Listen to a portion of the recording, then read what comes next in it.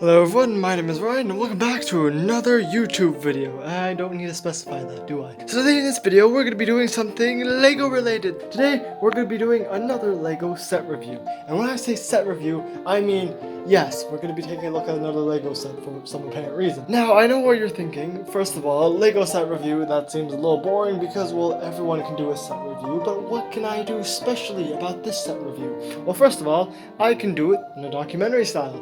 Today we're going to be doing a kind of somewhat not really documentary style, sort of interesting LEGO set review. That's a really long title, but we're going to be doing that on the LEGO Manchester Football Arena. Football, soccer arena, same thing, tomato, tomato. Okay. So to start things off, I think I'd consider this set relatively large. I mean, it's not that many LEGO sets are large in the first place, but this LEGO set is relatively large for its size. Now, it's probably worth mentioning that since it is an arena, it is somewhat symmetrical and it is very rounded. Not round, but rounded. You may notice that each of the different four sides of the arena have their own unique entrances and decoration and appearance. To be more specific in terms of style, you may notice that the front entrance, which is the largest one with the highest scaffolding with the Manchester Arena sign on it, the largest opening. Honestly, I'm not really sure which one's the front of the actual building. I don't actually know how the actual Manchester Arena works. If I have the time to search it up, I'll just post it on the screen and show you where the actual entrance of this would be. But yeah, there's quite a lot of entrances. There's at least 3, 4, I think, and yeah. But anyways, the largest entrance, which is the one you saw in the beginning of this documentary, is in fact the largest and the highest according to the rest of the stands. For example, the lower section over here only contains one stand, which you will see eventually when you take an inside shot of this, but the lower section only has one stand. The sides, the left and the right, both have 2 stands, and the big one, has 3 stands in total. The third one is kind of hard to see from a correct camera angle, but it is there and it's relatively small. In fact, you can see it through the window on the top. Now, not only is the Manchester Arena extremely rounded for a LEGO model, it also has and contains a lot of scaffolding. In fact, when building this, I did try to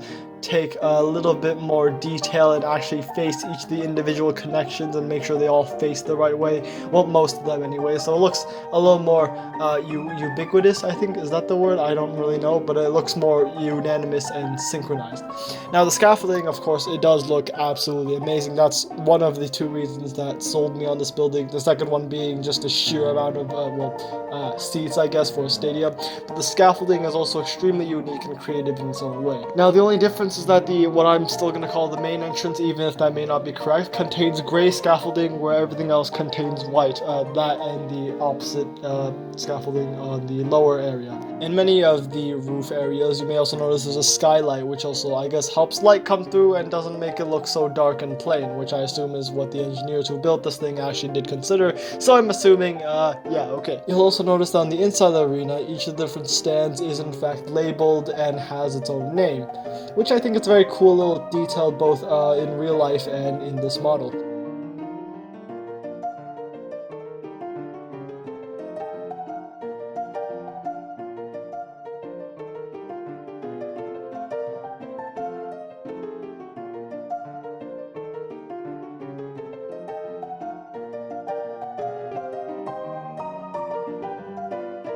Another thing you may notice as we're turning and looking around at the stands is that the corner stands are well designed and extremely ingenuitive in the design. Although they're not perfect and they're not extremely like the other ones, since they don't have all the curves and where the seats would be, they're still pretty good at representing that this is the general area where people sit. And if you stand back and look at it from a distance, it really does look nice. A very, very minor detail is that under each of the different stands, you may also notice a small glass black strip that goes across, which I'm assuming is a spectator's arena or something like that, I think. Again, I'm not good with football terms, so yeah. Now, what also struck me as interesting is that the field itself is made out of actually 5 unique pieces. The 2 end zones are a single piece. The 2 lines in the green are also a single, or not a single type of piece, and the circular circle is another plate as well. You may also notice that the nets, a very nice detail with them is that they're actually clear, I don't know what they're called, the brick term, but they're clear pieces that bend like that, which actually isn't, I don't think it's an official LEGO building method, but it's cool that they use it, and I think it does actually influence or show the net in a really cool way, if that makes any sense.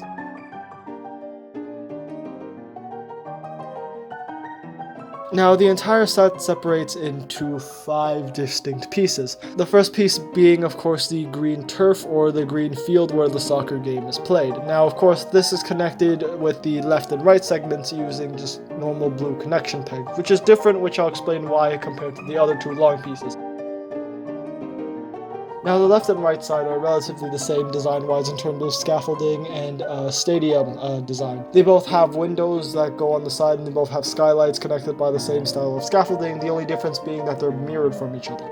You also notice on both sides there's what I think is an elevator or some other opening that kind of pokes out outside of the building, which, again, not really sure what that's for, but it looks kind of cool and adds a little bit of asymmetry to the whole design, which I do appreciate, and I think it's kind of neat. You'll also notice that on one of the sides there is a big Adidas logo, which is pretty cool, I'm gonna be honest. Now, the longer and shorter end is also quite interesting. You may notice that the key feature about this is both the design in the stands, I think, which is both the opening over there and the slight opening for I assume, where the players come out on the other side near the corner. You may also notice that the scaffolding is a lot less detailed and looser, since it's just a bunch of really long antennas connected on the side. So it's not really that detailed compared to the rest of the scaffolding, but it still is pretty cool, I guess. Also, in terms of very small detail, there's also a little clock on the right side and a little bus on the left side. Now, for the biggest and most formidable piece is definitely the 3-layer arena section over here. Now, what's probably the most interesting part is not only the scaffolding or the sheer height of this or the fact that it has 3 different levels of seats. It's just